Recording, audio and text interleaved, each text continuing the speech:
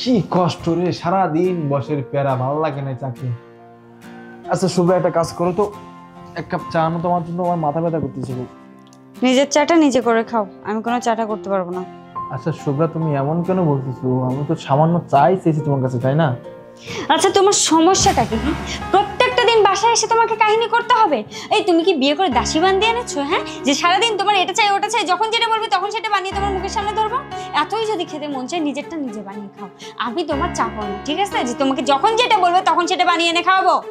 ঠিক আছে, আমি বুঝতে পারছি, তোমাকে আমার চা করে দেওয়া লাগবে না, আমার চা আমি নিজেই বানাই খাচ্ছি। তবে তার আগে তোমাকে আমি কিছু কথা বলবো শুভ্রা, শোনো। তোমরা মহিলারা এমন কেন করো বলো তো? আমরা পুরুষেরা দিন রাত পরিশ্রম করি, সকালবেলা অফিসে যাই, রাত্রে বাসায় ফিরি, সারা দিন বাইরে কত কষ্ট করি, কত পরিশ্রম করি, অফিসের বসের প্রায় সারাক্ষণ মাথা আমাদের গরম থাকে। আর যখন বাসায় আসলাম তোমার কাছে এক কাপ চা চাইছি, তুমিও শুরু করছো। তোমরা এগুলো কেন করো বলো তো? আসলে আমাদের মতো পুরুষদের কি কোনো শান্তি নাই কোথাও বলো? আমরা এত পরিশ্রম কেন করি? যেন আমার ফ্যামিলিটা ভালো থাকে, আমার পরিবার সুস্থ থাকে, এই জন্যই তো করি, তাই না? এই রাখো তো, সারাদিন অফিসে কষ্ট করেছি, এটা করেছি সেটা করেছি, অফিস আর কেউ করে না? হ্যাঁ, তোমার যদি খেতে মন চায় সোজা কথা নিজে বানিয়ে খাও, আমাকে না একদম কিছু করতে বলবে না। শুভ্র আমার জামাটা কেচে দাও, শুভ্র আমাকে এটা বানিয়ে দাও, সেটা বানিয়ে দাও। কি ভেবেছো কি তুমি আমাকে? হ্যাঁ, আমি কি মানুষ না নাকি? বিয়ে করে এই বাসায় কি করতে এসেছি আমি? তোমার পারফরমেন্স কাটতে? বাবার বাড়িতে আমি কিচ্ছু করি না, রেখে দিয়েছি, আবার সব করতে হয়। বিয়ের আগে তো কত সুন্দর সুন্দর কথা বলেছিলে, হ্যাঁ, রাজরানী করে রাখবো, এটা করবো সেটা করবো, সব গেছে না? সব তোমার চলে গেছে। চাকরি করো দেখে আমাকে মানুষ মনে করো না? এই তোমার কি মনে হয় যে তুমি নিজে ইনকাম করো, মাস শেষে টাকা আনো, এই জন্য অন্য কেউ মানুষ না? হ্যাঁ, আমাকে তো টাকা দিতে হয় না, শুধু শুধু দামি দামি গয়নাপাতি দিলে না কাজ হয় না। হ্যাঁ, এটা ঠিক আছে যে তুমি আমার সবকিছু দাও, আমার সব ইচ্ছা পূরণ করো, তার মানে তো এইটা না যে আমি তোমার দাসী বান্দি করবো। আচ্ছা শুভ্রা, তোমার কাছে আমি এক কাপ চা খেতে চাইছি, এর সাথে তুমি কাজের লোকের তুলনা করলে কেন? আরে আমি তো তোমার কাছে ভালোবেসে এক কাপ চা খেতে পারি, তাই না? তুমি আমার স্ত্রী, তোমার থেকে এক কাপ চা খাওয়া কি আমার অপরাধ? আমি তোমাকে ভালোবেসে বিয়ে করেছিলাম, তাই না? তাহলে আজকে তুমি আমার সাথে এগুলো কেন করো?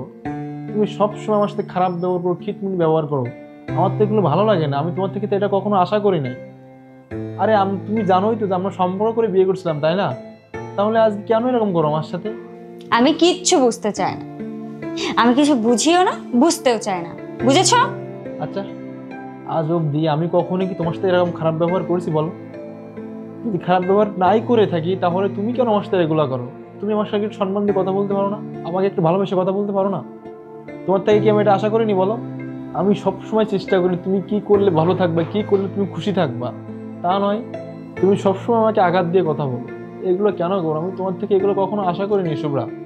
বিয়ের 3 মাস পর থেকে তুমি আমার সাথে এরকম করা শুরু করছো, কেন এগুলো আমার সাথে বলো তো? আমি সারা দিন বাইরে কত কষ্ট করি না বলো? দিন শেষে বাসায় যখন ফিরি তখন কি তোমার কাছ থেকে আমি ভালো ব্যবহার আশা করতে পারি না বলো? তুমি কেন আমার সাথে এরকম করো বলো তো? তোমাকে ভালোবাসাটা কেমন অন্যায় ছিল? তোমাকে ভালোবেসে বিয়ে করাটা কেমন অন্যায় ছিল বলো? আজকে শুধুমাত্র তোমার সুখের জন্য, তোমার খুশির জন্য আমি বাবা মাকে ছেড়ে এই শহরে থাকি, তাই না? আজ অব্দি আমার বাবা মাকে কখনো বাসায় আনিওনি, শুধুমাত্র তুমি অখুশি হও বলি, তাই তো? তোমার জন্য তো আমি সবকিছু ছাড়ছি, তাহলে তুমি এগুলো আমার সাথে কেন করো? না না, তো তোমাকে চা করতে হবে না। দেখো রমজান, আমারই ভুল, আমি কখনো এভাবে তোমার দিকটা ভেবেই দেখি নাই।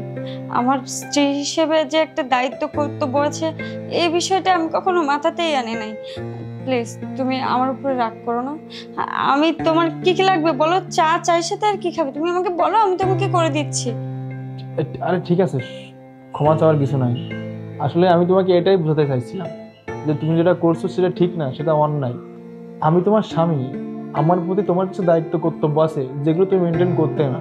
যাই হোক, যেহেতু তুমি তোমার ভুলটা বুঝতে পেরেছো, আশা করি কখনো এরকম করবে না, আমার সাথে ভালো ব্যবহার করবে। হ্যাঁ হ্যাঁ, আমি আর কখনো এরকম ভুল করবো না। আর এই যাবৎকালে তোমার সাথে যত বাজে ব্যবহার করেছি তার জন্য প্লিজ তুমি আমাকে মাফ করে দিও। আমি আর কখনো এরকমটা করবো না। আর থ্যাংক ইউ আমাকে এত সুন্দর করে বুঝিয়ে বলার জন্য, না হলে আমি কখনো নিজের ভুলটা দেখতেই পেতাম না, বুঝতেই পারতাম না। আচ্ছা, অনেক কথা হয়ে গেছে, একটা কাজ করো, তুমি ফ্রেশ হয়ে এসে বসো, আমি তোমার জন্য চা করে নিয়ে আসছি। ঠিক আছে, তুমি যাও।